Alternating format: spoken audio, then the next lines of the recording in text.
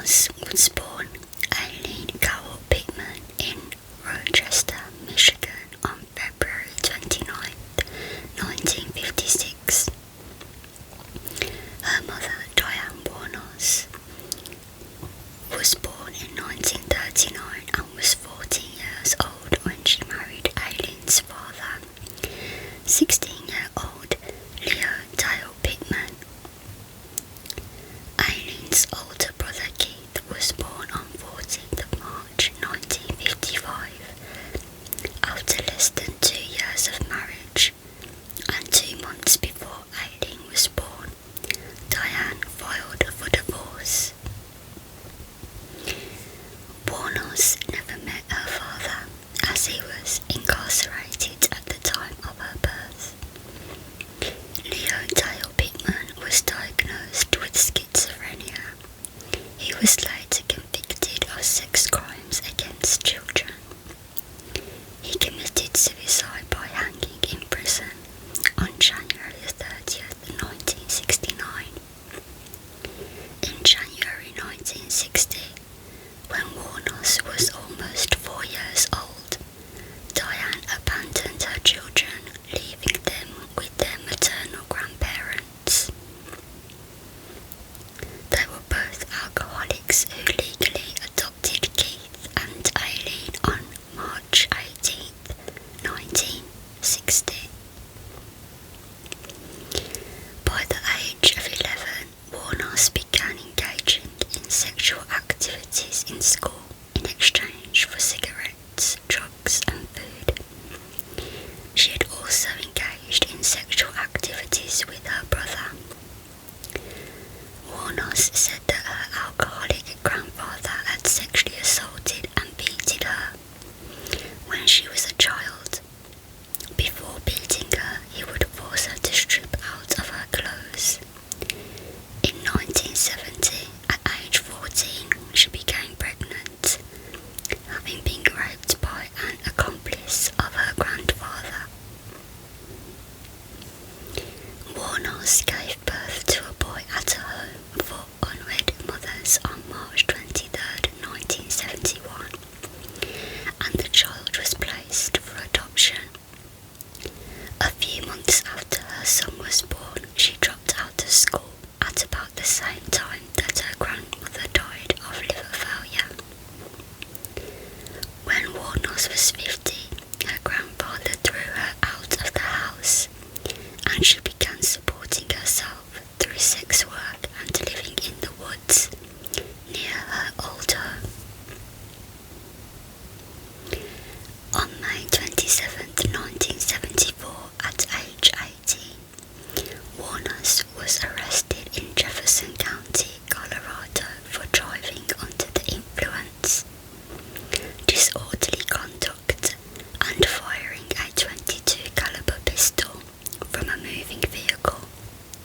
She was later charged with failure to appear.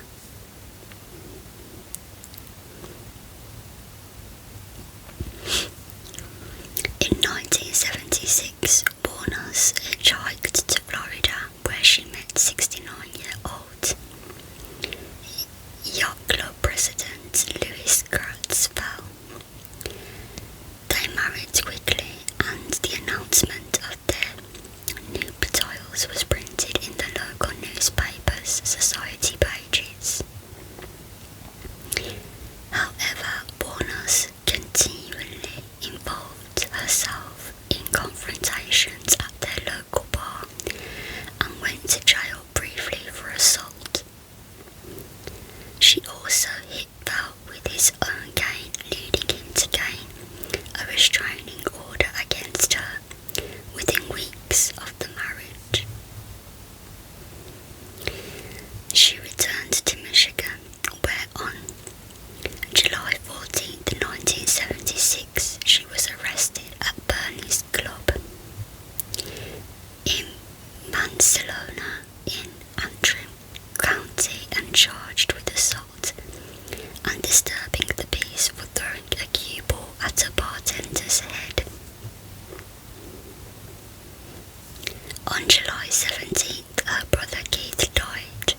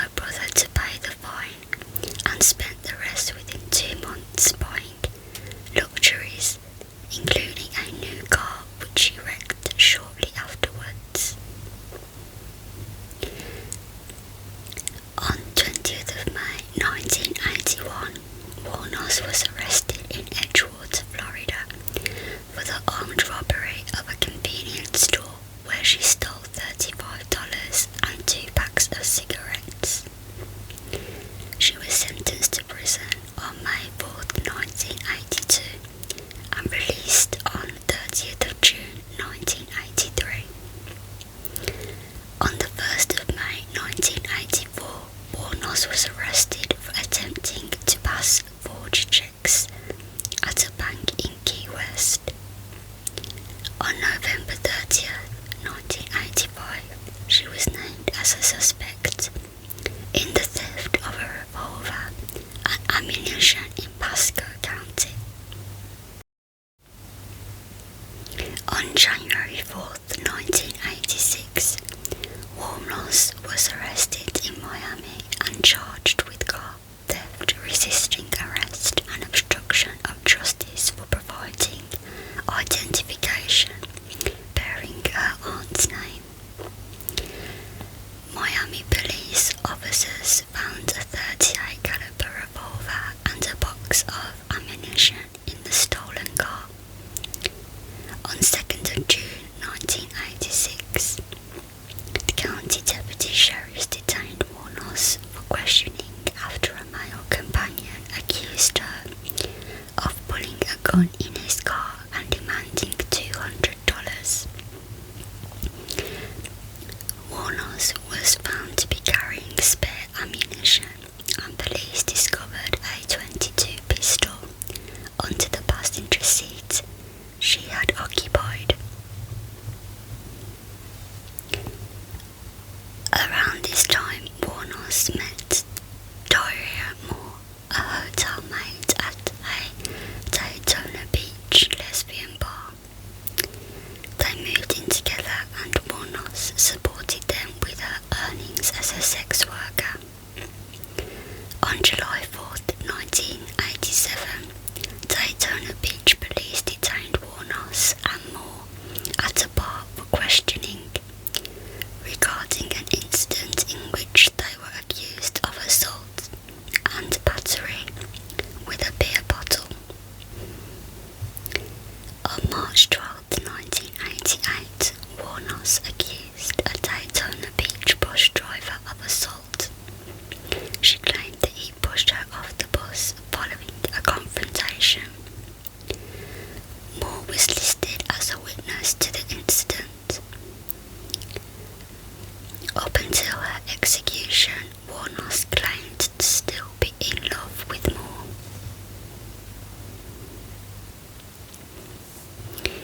Wuornos murdered 7 men within a period of 12 months.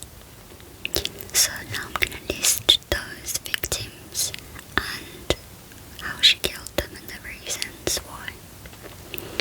So the first was Richard Charles Mallory, age 51. On November the 30th, 1989, electronics store owner in Clearwater. Wuornos' first victim had previously been convicted for attempted rape, and she claimed to have killed him in self-defense. Wuornos claimed she was sodomized and brutally beaten after being driven to an abandoned area for sexual requests. 2 days later, although Lucia County Deputy Sheriff found Mallory's abandoned vehicle, on December 30th, his body was found several miles away in a wooded area.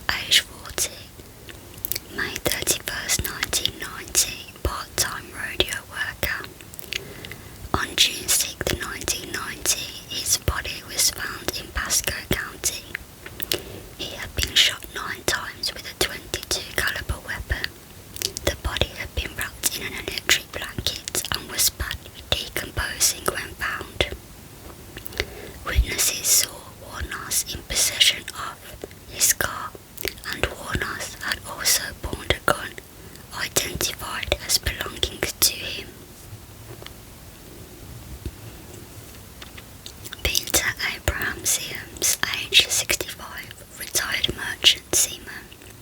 In June 1990, Sims left Jupiter, Florida, for Arkansas. On July 4th, 1990, his car was found in Orange Springs, Florida. Moore and Wuornos were seen abandoning the car, and Wuornos' palm print was found on the interior door handle. His body was never found. Troy Eugene Perez, age 50, sausage salesman from Ocala. On July 31st, 1990, he was reported missing. On August 4th, 1990, his body was found in a wooded area along State Road 19 in Marion County. He had been shot twice. Charles Richard Humphreys, age 56, September the 11th, 1990, retired U.S. Air Force Major, former state child abuse investigator, and former chief of police. On September 12th, 1990, his body was found in Marion County. He was fully clothed and had been shot 6 times in the head and torso. His car was found in Suwannee County. Walter Jenner Antonio, age 62, trucker, security guard and police reservist. On November 19th, 1990, Antonio's nearly naked body was found near a remote logging road in Dixie County. He had been shot 4 times. 5 days later, his car was found in Brevard County. On July 4th, 1990, Wuornos and Moore abandoned Siem's car after they were involved in an accident. Witnesses who had seen the women driving the victim's car provided police with their names and descriptions, resulting in a media campaign to locate them. Police also found some of the victims' belongings in pawn shops and retrieved fingerprints matching those found in the victims' cars. Wuornos had a criminal record in Florida and her fingerprints were on file. On January the 9th, 1991, Wuornos was arrested on an outstanding warrant at the Last Resort, a biker bar in Volusia County. Police located Moore the next day in Scranton, Pennsylvania. She agreed to elicit a confession from Wuornos in exchange for immunity from prosecution. Moore returned with the police to Florida, where she was put up in a motel. Under police guidance, she made numerous telephone calls to Wuornos, pleading for her help in clearing her name. 3 days later, on January 16th, 1991, Wuornos confessed to the murders. She claimed the men had tried to rape her and she killed them in self-defense. A year later, on January 14th, 1992, Wuornos went to trial for the murder of Mallory.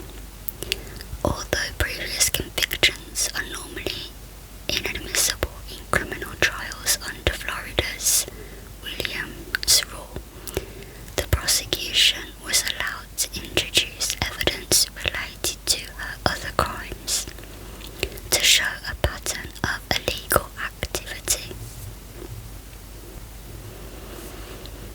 On January 27th, 1992, Wuornos was convicted of Mallory's murder with help from Moore's testimony. At her sentencing, psychiatrists for the defense testified that Wuornos was mentally unstable and and had been diagnosed with borderline personality disorder and antisocial personality disorder. 4 days later, she was sentenced to death. On March 31st, 1992, Wuornos pleaded no contest to the murders of Humphreys, Perez and Spears, saying she wanted to get right with God. In her statement to the court, she said in part,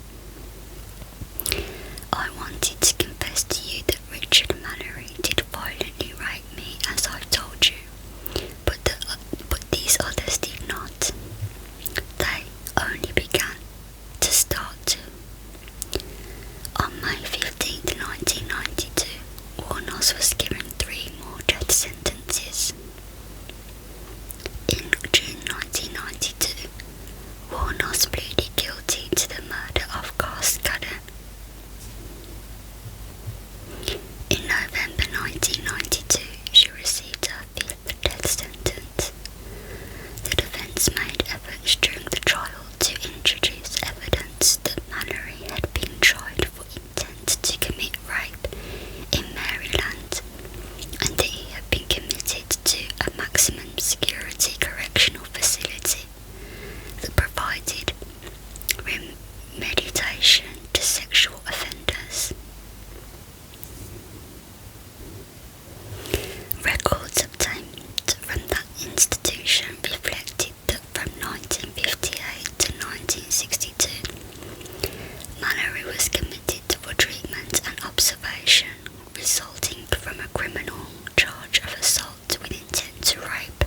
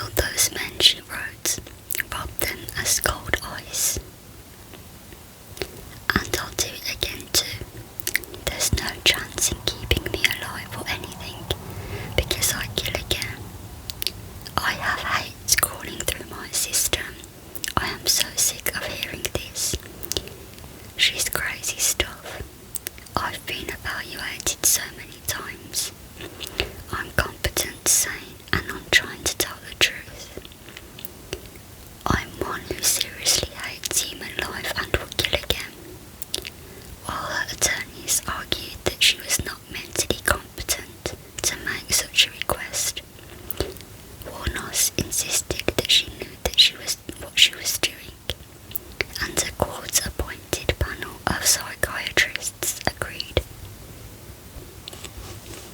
In 2002, Wuornos began accusing prison matrons of tainting her food with dirt, saliva and urine. She said she had overheard conversations among prison personnel trying to get me so pushed over the brink by them I'd wind up committing suicide before the execution and wishing to rape me before execution.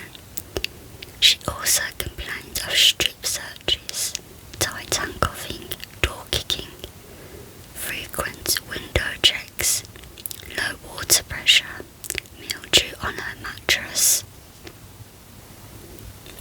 and catcalling in distaste and a pure hatred towards me.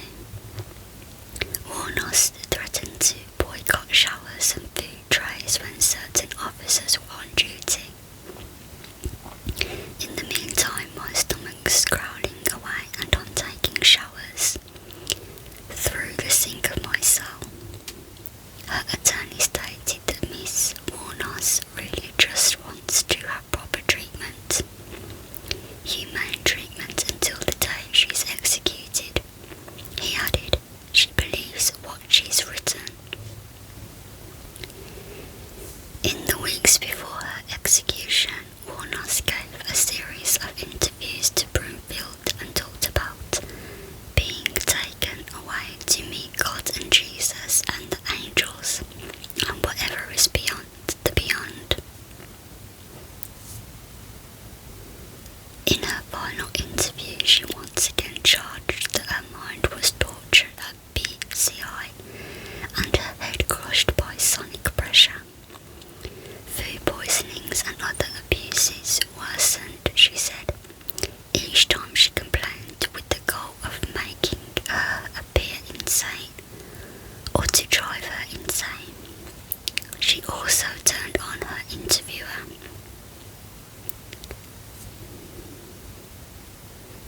Claiming that they sabotaged her. Society and the cops and the system. A raped woman got executed and was used for books and movies. Her final on-camera words were, "Thanks a lot, society, for railroading me."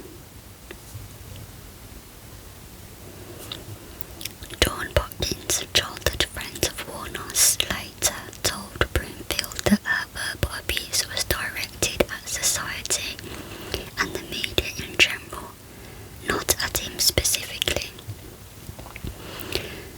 Wuornos' execution took place on 9th of October 2002. She declined her last meal, which could have been anything under $20, and opted for a cup of coffee instead.